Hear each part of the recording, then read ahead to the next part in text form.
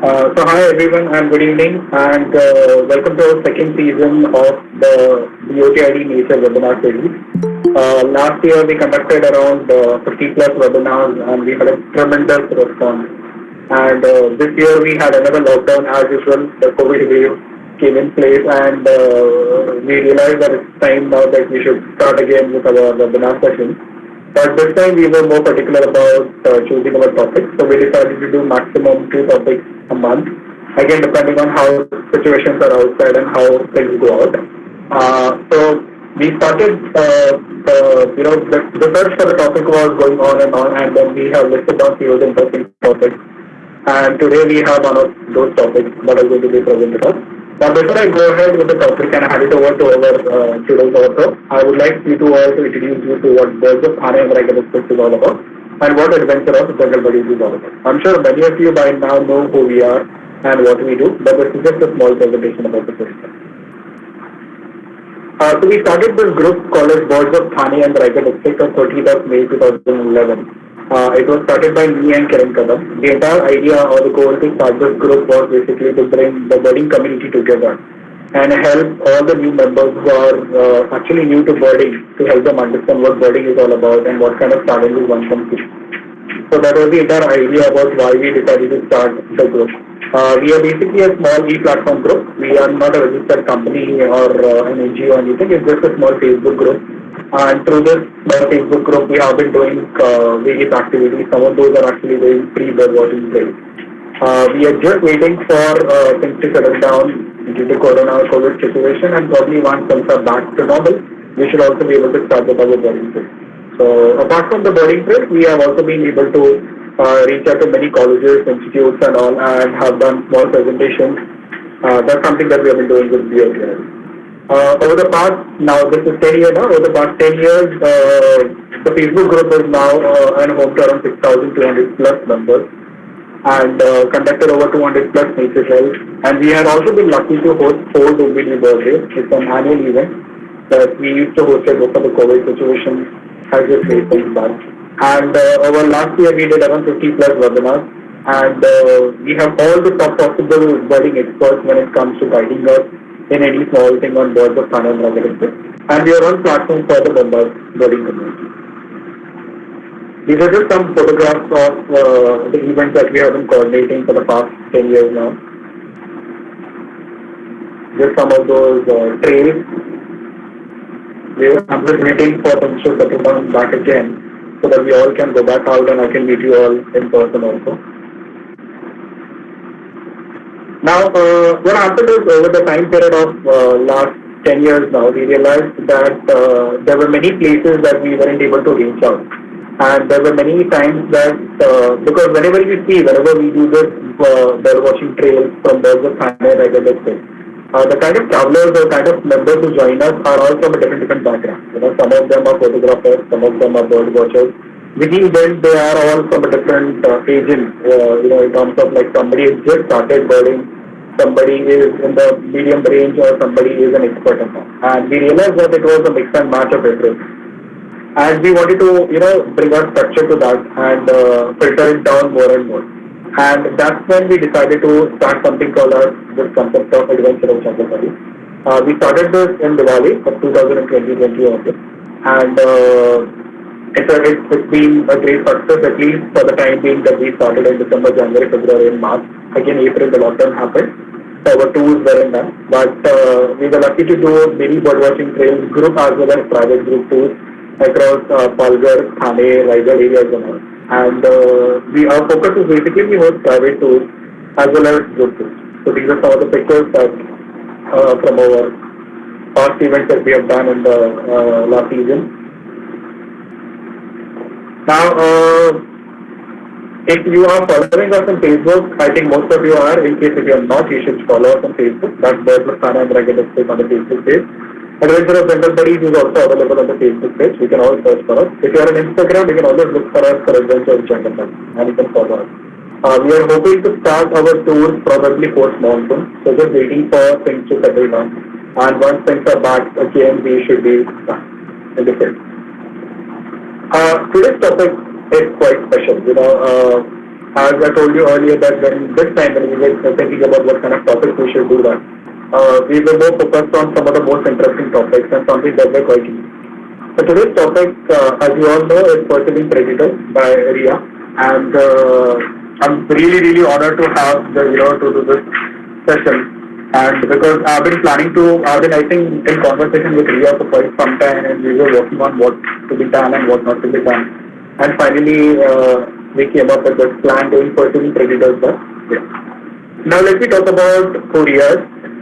She is an exceptional person. She's a field person again. She's a conservation ecologist who has been working on understanding the implications of human-wildlife interaction. She has worked with wildlife, especially with elephants and bears. That's where I actually got an opportunity to meet Rhea in Wildlife Affairs, where we both used to work together. And after Wildlife Affairs, she carried on to do her master's at MSc from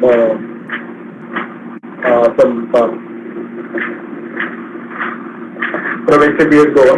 And for her thesis, she was working with the fishermen community across Goa. And today's topic is going to be quite interesting. Now, today's topic, we are going to be talking about her work with the traditional fisheries, otters, crocodiles, and dismantling the way in which we see and understand wildlife. The talk will also be elaborating on the factors that affect how local communities interact with and perceive predators with which they share space and resources. So I'm really looking forward for this topic, and just a reminder for all the participants to please mute your microphones. You can also turn off your video, and we'll have question and answer session. Rhea, I'm going to stop sharing my screen, and I'll hand it over to you.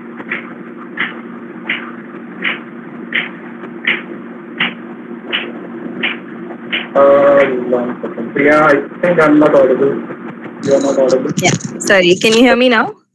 Yes, yes, yeah. So thank you so much for that introduction and for inviting me to be a part of this. Especially thank you to everyone who has made it out here and is attending today. I know we postponed this by a week because of the cyclone, and so I'm really glad people stuck around and are attending today, because this is a topic that I'm really passionate about, and I love talking to people about it. So I am very excited to share some of my work with you today. I'm going to start sharing my screen now. If anyone has any trouble seeing it, you can just, leave a note in the chat box.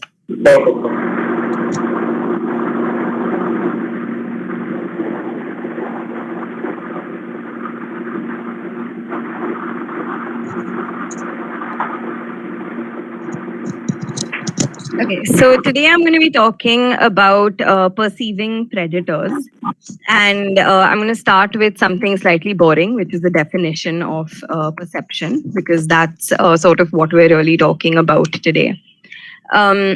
So perception is defined by the Oxford Dictionary as the ability to see, hear, or become aware of something through the senses, or the way in which something is regarded, understood, and interpreted.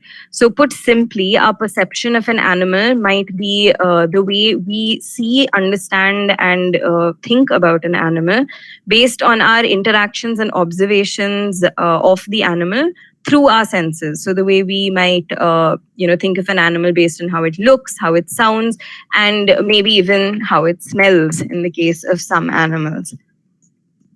So one easy exercise to understand what a perception is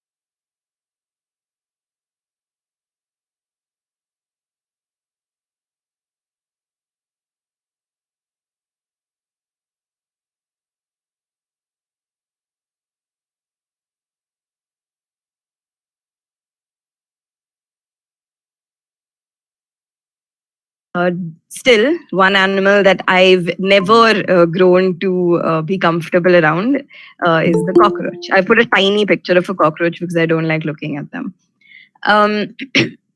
And I've never been bitten by a cockroach. I've never really had a dangerous encounter with a cockroach, but I'm just very uncomfortable with them to the point that if one landed on my face the other day while I was trying to go to sleep, and it took me about 2 hours to fall asleep after that.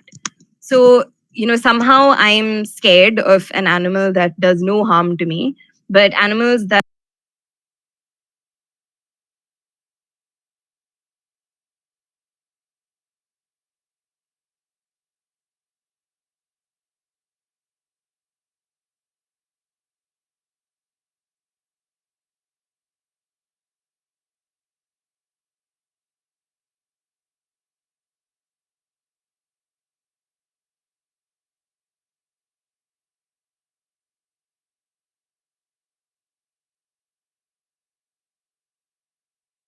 and you might feel some pity for the animal. You might think he's really smart because he seems to be eating the banana in a way that humans do. He's peeled it, he's holding it in his hands.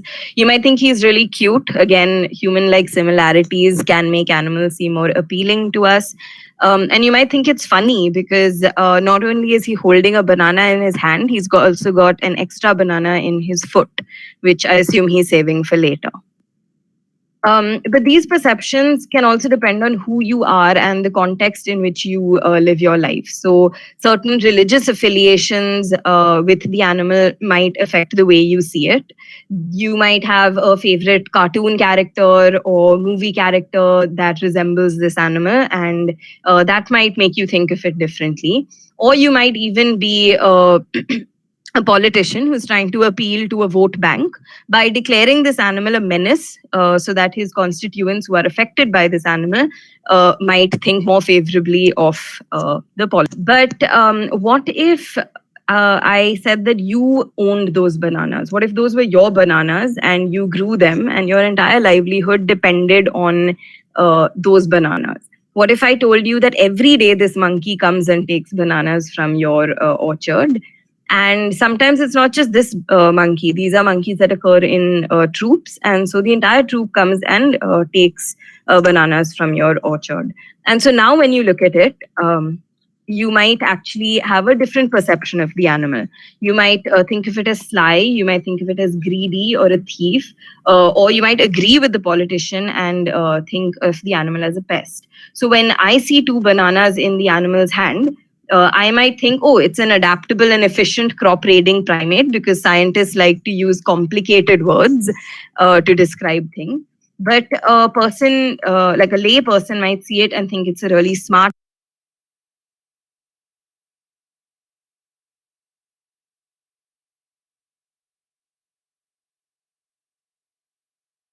it to be the enemy.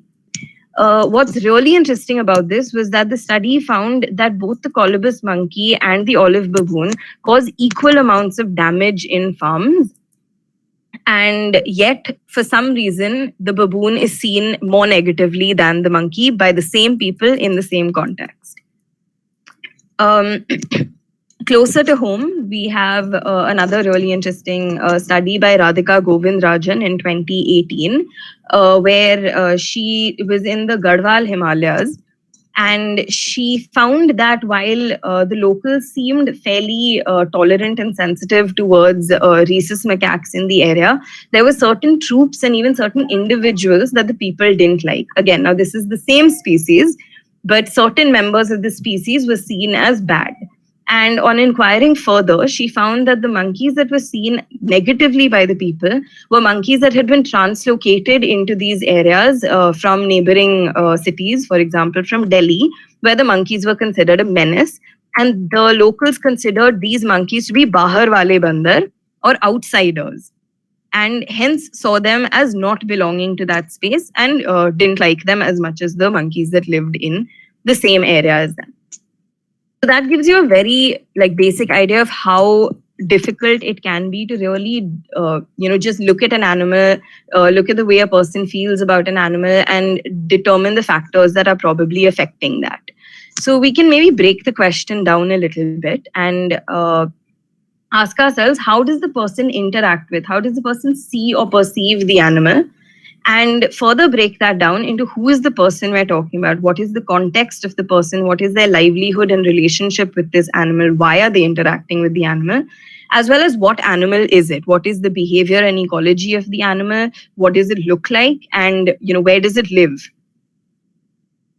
In this context, I had studied for my MSc thesis the role of species-specific ecology and behavior in shaping fishers' perceptions of smooth-coated otters and mugger crocodiles in Goa's traditional river fisheries. So like I said earlier, scientists love to use really big, complicated words and sentences, but this is actually a very simple idea. So what I'm essentially trying to look at is how the behavior of the crocodile and the otter affects the way the fishermen see these animals, perceive these animals, and how they think about the animal, and hence how they respond to it. So to answer our first question of who are we talking about, we're talking about traditional river fishers in Goa. Okay, so Goa has a very unique, ancient system of fisheries known as the Khazan system. The Khazans are actually agro fisheries that were built an estimated 3,000 years ago using a very complex network of bunds or embankments, sluice gates, rivulets, etc., to essentially reclaim low-lying wetland or marshland in the state. And this created a farm, as you can see, which could be irrigated but was not frequently inundated by salt water. Adjoining the farm, between the main river and the farm, would be a pond, which can be used for fishing. And sometimes these ponds would also take the shape of a salt pan. And fishing in the salt pans is typically done during the monsoons. The Khazan system actually has a very interesting method of management where the sluice gate is auctioned off every year. So it's auctioned off annually to the highest bidder. And this person then retains the right to fish at the sluice gate, which is the picture that you can see on the left. Typical catch in the Khazans includes prawn and fish, typically brackish water fish. Who else eats brackish water fish and prawns in Goa's rivers are mugger crocodiles and smooth-coated otters. The Khazans are typically surrounded by fairly dense mangrove because they occur along the brackish water stretches of the rivers. And again, the mangroves are home to the to mugger crocodiles and otters. So this gives us ample opportunity for interactions between people and animals. So this is actual camera trap images that I had taken last year during my study. You can see at 8:13 p.m., two fishermen are walking along the bund after fishing.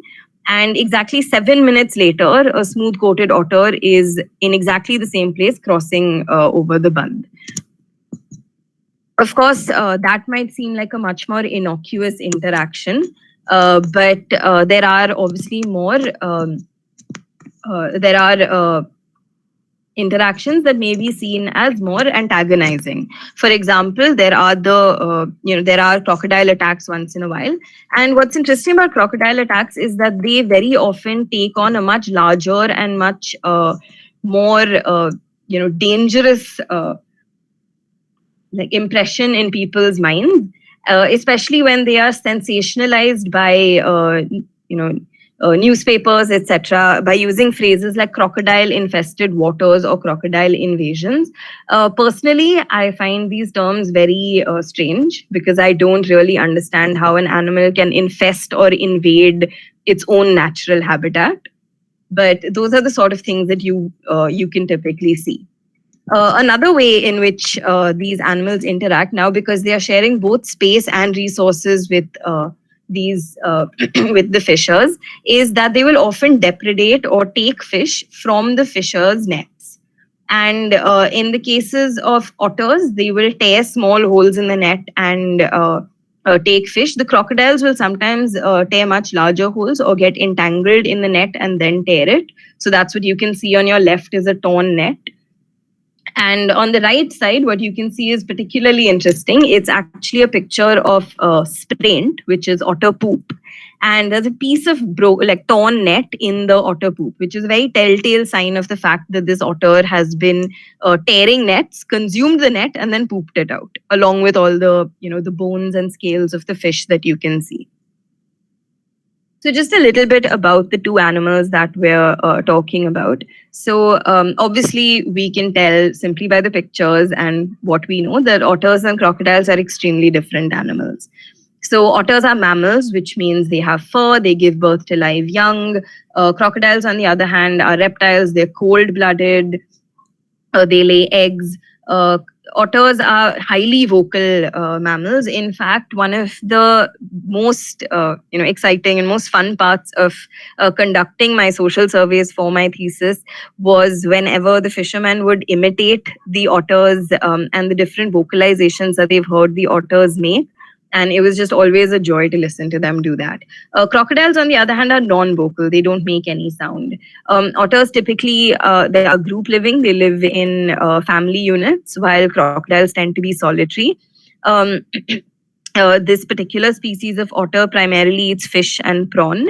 The crocodiles also eat fish, but they can also eat birds, small mammals, etc. Otters typically tear small holes into nets, like I mentioned earlier, while the net tears by crocodiles are typically larger. So with just that much information, which is the information I had before I entered the system and started my social surveys, you can try to answer two questions. One, which is which of these two animals, the otter or the crocodile, is a bigger problem for fisheries in terms of the fish that it takes, the amount of fish it's taking, and in terms of economic damage, not just from taking fish, but also from tearing of nets. And the second question you can ask is which of these two animals is perceived as a greater danger to human safety? So before I went in, and if you tried to answer these questions just now, you can ask yourself why you answered the way you did as well. But what I thought was that the otters and the crocodiles were likely taking maybe similar amounts of fish, but that would be very difficult for the fisher to actually be able to quantify, because it's an aquatic system. And one of the challenges of working in aquatic systems is actually quantifying how much, or saying exactly how much each animal is taking. So while the animals might be taking the same amount, the crocodile is probably doing more damage to equipment because the tears tend to be larger, especially because crocodiles tend to get stuck in nets and then tear the net while trying to escape or have to be cut out of the net. And that definitely the crocodiles would be a much greater and graver danger to human safety.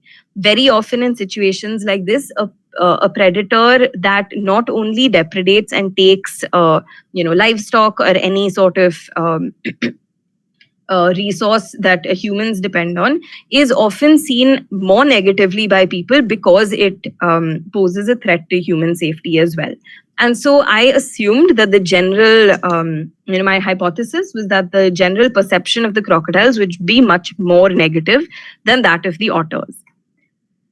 This perception that I personally went in with, which is what we call biases, are obviously shaped by my own interactions with these animals. Unfortunately, my interactions with these animals are very different from the way fishers interact with these animals. So my primary interaction with crocodiles has obviously been television. And very sensational shows like World's Deadliest, etc., which sort of show you these terrifying man-eating crocodiles, or tend to highlight very aggressive, scary attacks. So I knew what a death roll was, which is how a crocodile kills its prey, before I knew much else about these animals. My interactions with otters have been limited, before I came here, primarily limited to maybe, the occasional cute video of an otter pup on Instagram, or very brief and fleeting sightings of otters in their natural habitat. So the picture below was taken in Periyar in Kerala, and is a group of smooth-coated otters. And this is typically how you'd see otters in the wild. You'll just see a little bit of their heads poke out, and Interaction will probably last, just a couple of seconds. And so with the perceptions that I had come in, I was completely shocked to find that I was as wrong as I could possibly be about the way the fishers felt. So one of the quotes that really highlights how the fishers perceive crocodiles is on the screen now. That looks very angry. On TV, the ones they show. These crocodiles don't look angry like that. It will run away. It doesn't do anything. And this is something that multiple fishermen, almost like more than 90% of the fishermen, repeated the phrase, the crocodiles don't do anything. On the contrary, more than 70% of my respondents described this one anecdote about otters, which sort of highlights a lot of the behaviors and perceptions that they hold about these animals. So the quote is, they usually go and catch the fish and collect it in one place. So they're gathering fish in a particular place. One stays there, so that's guarding. 5 to 6 go and catch the fish, group behavior, and collect it in one place while that one stays on top to watch. So this is a really coordinated, like planned raid on a fishing pond. If she eats from there, then they all come together and kill this thing. That's aggression. Okay, but that's aggression between the otters.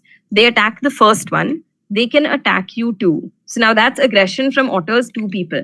More than 70% of the respondents described not just coordinated raids by otters on fishing ponds, they also described aggression by otters. And so what was really shocking was not only were the otters seen as more problematic depredators and causing more damage to fish stock and nets, but they were also seen as more dangerous and a greater threat to human safety than the crocodiles were. And to really understand, why this might be and what, could be affecting this, I conducted social surveys with the local, the traditional river fishers to understand what interactions they have and what shapes these perceptions. So one of the first things that came up was similar to my experience. The fishers described their interactions with otters as typically being brief and fleeting, with little to no chance to actually interact with or learn about the animal.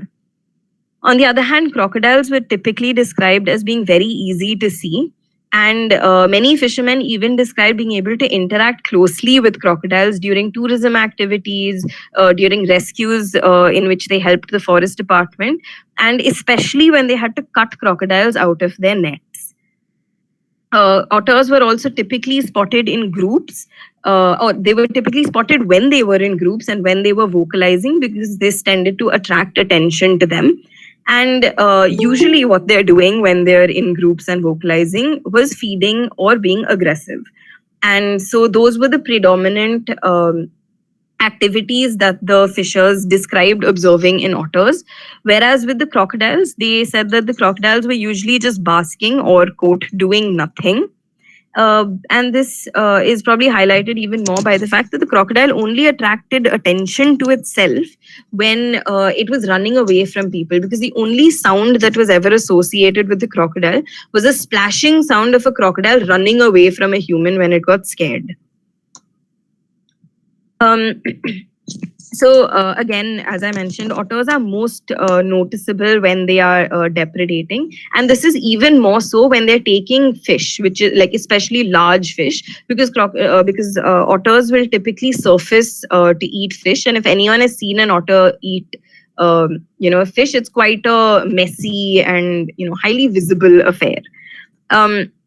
And again, when they're depredating in groups, they sort of give the impression of coordinated and efficient raids, which resulted in a lot of the fishermen referring to them as fishing gangs of otters.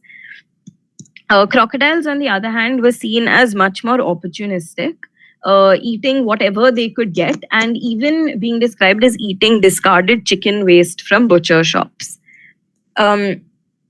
And so as a result, they also found that, I also found that crocodiles were seen as extremely helpless because they would constantly get caught in nets, while otters, on the other hand, were described as smart or chalu because they knew which nets to avoid. They also knew how to choose good fish and how to plan these sort of coordinated attacks, as opposed to the poor helpless crocodiles who were very opportunistic and would just do whatever just whatever they could manage.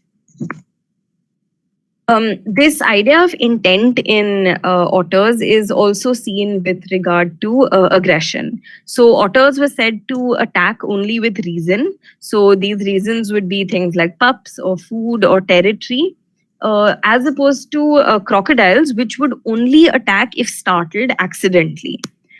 So the threat posed by otters was seen to be much greater because they were in a group, and because the aggression that an otter shows is typically much more recognizable, because we recognize things like growling or charging at us, snarling, showing teeth as aggression. And the reason we're able to recognize this is the same reason the fishers were able to recognize aggression in the otters, which is that it looks a lot like animals that we're familiar with or we can easily relate to, like dogs or cats. As opposed to the crocodile, where aggression in a crocodile is not something that's very easily identifiable, and is not easily relatable to animals that we recognize. And so crocodiles were generally alone and seen as less threatening. It was also generally believed that they would only attack accidentally, but for the most part try to avoid human beings. And in the one case that the crocodile was compared to, the crocodile aggression was compared to anything, it was compared to Gabbar Singh. And the idea being that the crocodile is a lone wolf. It's almost an iconic villain.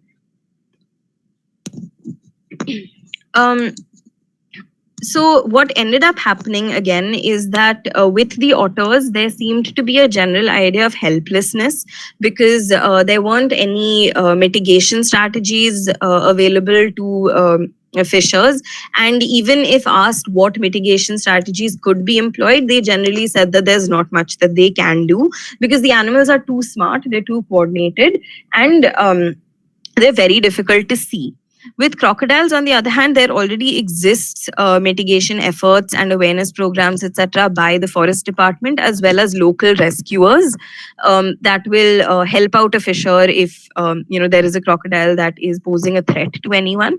And as a result, the fishers typically felt that they didn't actually have to do anything to mitigate conflict or mitigate any issues with the crocodile. Another really interesting thing was that most fishers were able to identify individual crocodiles that lived and frequented in their areas, typically by the size of the animal, the shape of the jaw, or even color. So they describe them as dark, black, or white crocodiles and things like that.